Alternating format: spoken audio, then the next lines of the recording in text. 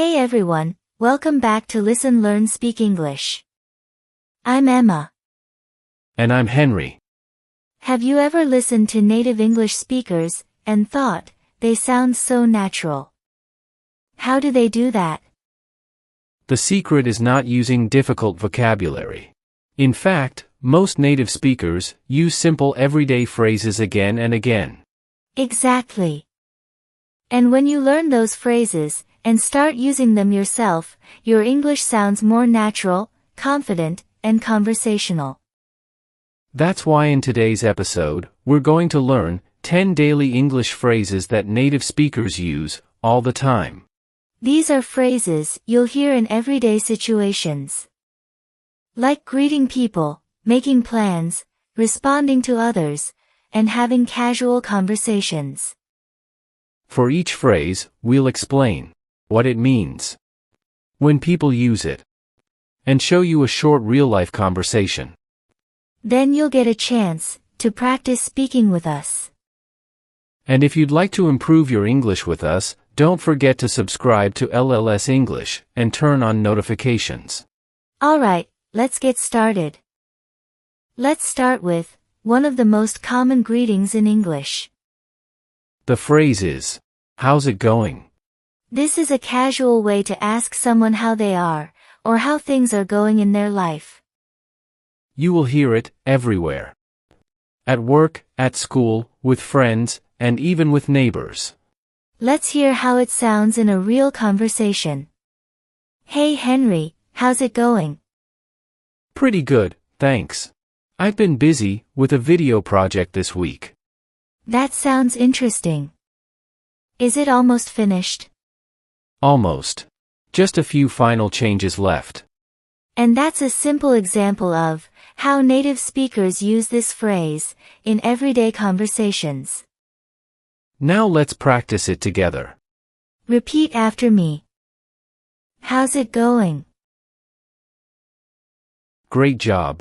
Here's a useful English tip. Native speakers often say, "How's it going?" instead of "How are you?" because it sounds more natural and relaxed.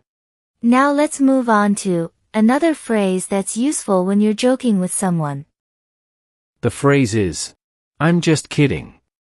People use this phrase when they want others to know they're joking.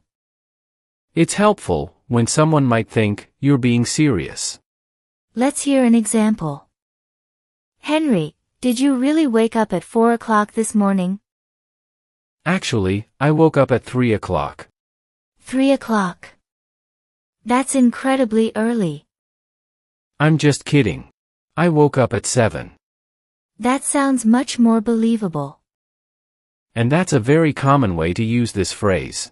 Now let's practice it. Repeat after me. I'm just kidding. Excellent. Here's a useful English tip. You'll hear this phrase all the time, among friends, because humor is a big part of everyday conversations. Let's continue with another expression that's useful when someone apologizes to you. The phrase is, "No worries." This phrase means, "It's okay." Or, "Don't worry about it." People often use it when someone apologizes or thanks them. Let's hear it in a conversation. Henry, I'm sorry, I'm a little late. The traffic was heavier than I expected. No worries. I only got here a few minutes ago myself. Thanks for understanding. Of course. And that's how native speakers commonly use this phrase. Now let's practice it. Repeat after me. No worries. Great job. Here's a useful English tip. Many native speakers prefer "no worries" over "that's okay" because it sounds warmer and friendlier. Now let's continue with a phrase that's perfect for agreeing with plans or ideas. The phrase is, "Sounds good." People use this phrase when they agree with a suggestion or think an idea is a good one. You'll hear it all the time when friends, family members, or coworkers are making plans. Let's hear an example. A few friends and I are meeting for dinner on Friday. Would you like to come, Henry? Sounds good. What time? Around 6 o'clock. Perfect. I'll be there. That's a very natural use of the phrase. Now let's practice it. Repeat after me. Sounds good. Excellent. Here's a useful English tip. In casual conversations, native speakers often say, "Sounds good," instead of, "I agree." It sounds more friendly and natural. Next, let's look at a phrase you'll often hear in phone calls and text messages. The phrase is, "I'm on my way." This phrase means you're currently traveling somewhere or coming to meet someone. It's one of the most common phrases you'll hear when making plans with people. Let's hear it in a conversation. "Hey Henry, are you still coming?" Yes. I'm on my way. "Great. We'll see you soon." I should be there in about 10 minutes. And that's exactly how people use this phrase in everyday situations. Now let's practice it. Repeat after me. I'm on my way. Great job. Here's a useful English tip. When you say, "I'm on my way," you're not only telling someone where you are. You're also reassuring them that you'll arrive soon. Next, let's look at another useful phrase that native speakers use when they need a little more time before doing something. The phrase is, "Give me a second." People use this phrase when they're busy and need a moment before responding or helping someone. Even though it says a second, it usually means a short amount of time, not literally 1 second. Let's hear it in a conversation. "Henry, can you check this email for me?" Sure. Give me a second. I'm finishing something. "No problem." All right, I'm ready. Let's take a look. And that's a very natural way to use this phrase. Now let's practice it. Repeat after me. Give me a second. Great job. Here's a useful English tip. Native speakers also say, "Give me a minute," or "just a moment." They all have a very similar meaning. Now let's move on to a phrase that's useful when something becomes clear to you. The phrase is, "That makes sense." People use this phrase when they understand an explanation and think it's reasonable or logical. It's a great expression because it shows you're listening carefully. Let's hear it in a conversation. "Why did Sophia leave the meeting early?" She had a doctor's appointment. "Oh, that makes sense." She'll be back tomorrow. That's a common way native speakers use this phrase. Now let's practice it. Repeat after me. That makes sense. Excellent. Here's a useful English tip. When you say, "That makes sense," you're showing that you understand not just the answer, but also the reason behind it. Let's continue with another phrase that's useful when you're not completely sure about something. The phrase is, "I'm not sure." People use this phrase when they don't know the answer or don't have enough information. It's polite, natural, and very common in everyday English. Let's hear how it sounds. Do you know what time the event starts tomorrow? I'm not sure. I think it's around 6. That's okay. I'll check the website. Good idea. And that's a phrase you'll hear quite often. Now let's practice it together. Repeat after me. I'm not sure. Great job.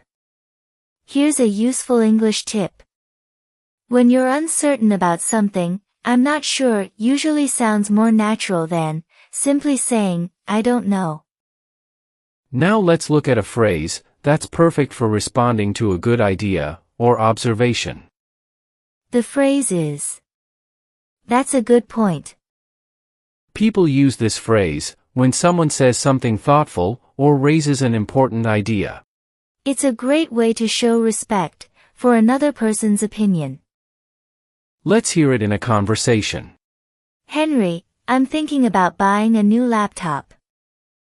Emma, make sure you check the battery life too. That's a good point. I hadn't thought about that. It can make a big difference. And that's how this phrase is commonly used. Now let's practice it. Repeat after me. That's a good point. Excellent. Here's a useful English tip. This phrase helps conversations feel more positive because it shows that you value what the other person has said. Now let's continue with a phrase you'll hear when someone doesn't want you to feel rushed. The phrase is, take your time. People use this phrase when they want someone to relax and not hurry. It's friendly, encouraging, and very common in everyday conversations. Let's hear an example. Sorry, Henry, I'm still trying to decide what to order. Take your time, Emma. We're not in a hurry. Thanks. Everything looks so good. I know. It took me a while to choose too. And that's exactly how native speakers use this phrase.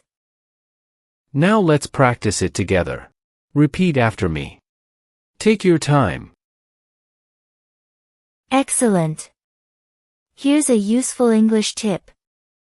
Take your time helps people feel comfortable because it tells them there's no need to rush. Great job today.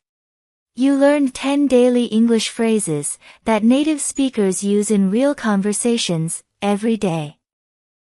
Now here's your challenge. Try using at least 2 or 3 of these phrases today in your own English conversations. The more you hear them and use them, the more natural your English will sound. And don't worry if you can't remember every phrase right away. You can always come back to this episode and practice with us again.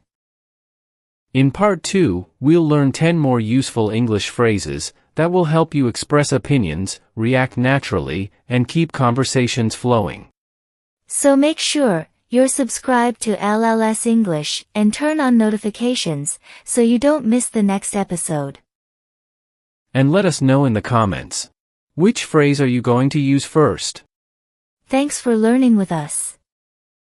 And we'll see you in the next episode.